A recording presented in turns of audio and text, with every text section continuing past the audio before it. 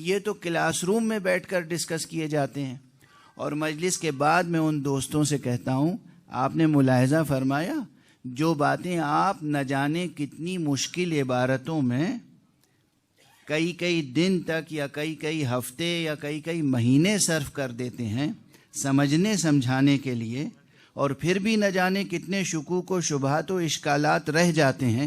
یہ فرش عزا کی تاثیر ہے اور اس منبر کی تاثیر ہے کہ وہ عوام الناس جو مکتب نہیں گئے ہیں وہ بھی لب لباب اور لب مطلب کو لے کر جاتے ہیں، خالی ہاتھ نہیں جاتے. مشکل ترین مسائل، جبر و اختیار کے مسائل، خیر و شر کے مسائل، عصمت کے مسائل، توحید حق صمدی کے مسائل، یہ میرا زندگی بھر کا تجربہ ہے، اور اس تجربے کو میں اپنے عزیز دوستوں کے ساتھ جو میری طرح طالبان علم دین ہیں ان کے ساتھ میں اس تجربے کو شیئر کرنا چاہتا ہوں کہ کوئی عنوان یہاں آ کے سنگین نہیں رہتا. مدرسے میں مشکل معلوم ہو کوئی مسئلہ تو اس مسئلے کو حل کرنے کے لیے فرش عزا پر تشریف لے آئیں. آج یہ نسخہ کیمیا لے کے جائیے گا، اس لیے کہ جہاں حضور کی کیفیت ہو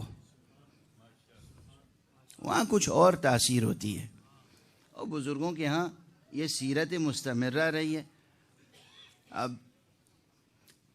حوزہ علمیہ میں جو حضرات حکمت کی کتابیں، فلسفے کی کتابیں یہاں پڑھتے ہیں اور مطالعہ کرتے ہیں اور حکماء کا تذکرہ ان کے سامنے بار بار آتا ہے، تو وہ چاہے میر باقر داماد علیہ الرحمہ ہوں اور چاہے ملا صدرہ.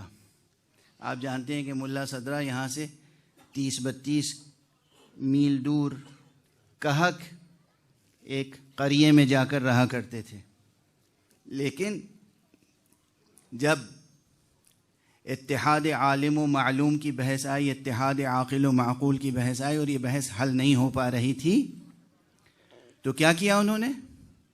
کسی استاد کے پاس گئے، کسی اور فلسفی کے پاس گئے، کسی اور اس زمانے کے جامعے یا مدرسے میں گئے؟ نہیں، وہاں سے اٹھے اور سیدھے حرم معصومہ قم میں آئے اور قبر معصومہ کے برابر میں مصلی بچھا کر نماز شروع کر دی. 2 رکعت نماز پڑھی تھی کہ مسئلہ حل ہو گیا. اور یہ روحانی تجربہ، یہ معنوی تجربہ خود انہوں نے اپنے قلم سے 1 سے زائد مقامات پر تحریر فرمایا ہے. یعنی آپ غور فرمائیے کہ ملا صدرہ کی قد و قامت کا کوئی فلسفی، کوئی حکیم، اور وہ انتہائی اخلاص اور تواضع اور عاجزی کے ساتھ یہ اعتراف کر رہا ہے کہ یہ مسئلہ میری سمجھ میں نہیں آ رہا تھا. اور آیا کس طرح؟ جوار معصومہ میں پہنچے، توسل کیا، 2 رکعت نماز پڑھی، مسئلہ حل ہو گیا. غور فرمایا آپ نے؟ وہ 2 رکعت نماز ہو یا مجلس عزا.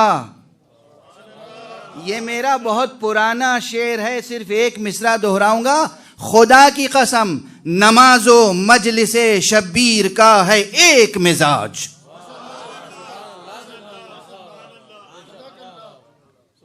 آپ اس مجلس عزا کو کیا سمجھتے ہیں؟ یہ مجلس عزا، اس کی تاثیر، اس کی معنویت. اب کیفیت میری تبدیل ہو گئی. ایک تو آپ کی کمزور صلوات کی بنا پر،